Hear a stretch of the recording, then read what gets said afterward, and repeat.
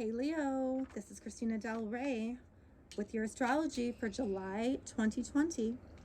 We start out with Mars going into its home sign of Aries, and this is going to be something igniting for you, like some kind of passion or some kind of action that is going to be set in motion.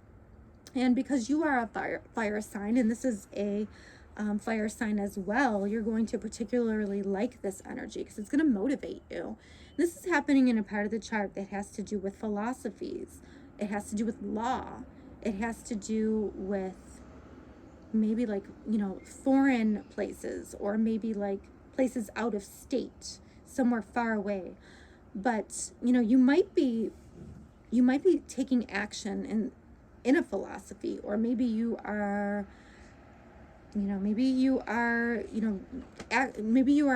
being an activist in some way on a philosophy, but something is igniting here. Maybe you're taking some kind of educational courses. You have some kind of fire going on in this area for you, and this is going to happen for the next 6 months as Mars goes into this area and stays there. And it's highly unusual for Mars to stay that long in a sign. So this is going to be a focus, an area of focus for you in the upcoming months. We also have Saturn is going to go retrograde back into Capricorn. So for you, this is an area of, this has to do with your area of work, routine, and health. And we also have, basically when Saturn goes backwards, you're looking at what you built, okay? So what have you built around your everyday routine or your health?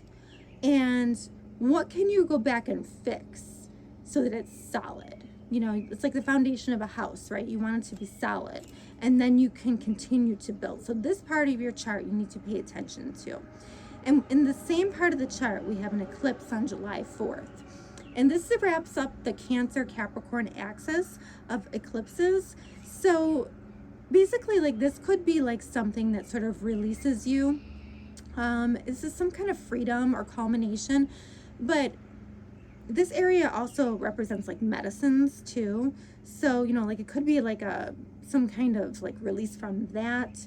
There's something there for you but you may not know exactly what it is at that time. You might have to see how it unrolls for the next 3 to 6 months, because eclipses, especially lunar eclipses, they tend to be more emotional. You tend to feel them more. Pluto and Jupiter are still there, by the way, so this is an area of your chart that you have to you have to really pay attention to, so you can move to the next level, if that makes sense. Then we have Mercury going direct. That happens in Cancer. That happens in your 12th house. So, Mercury going direct, like, focuses, Mercury's our thoughts. So it's going to focus our thoughts.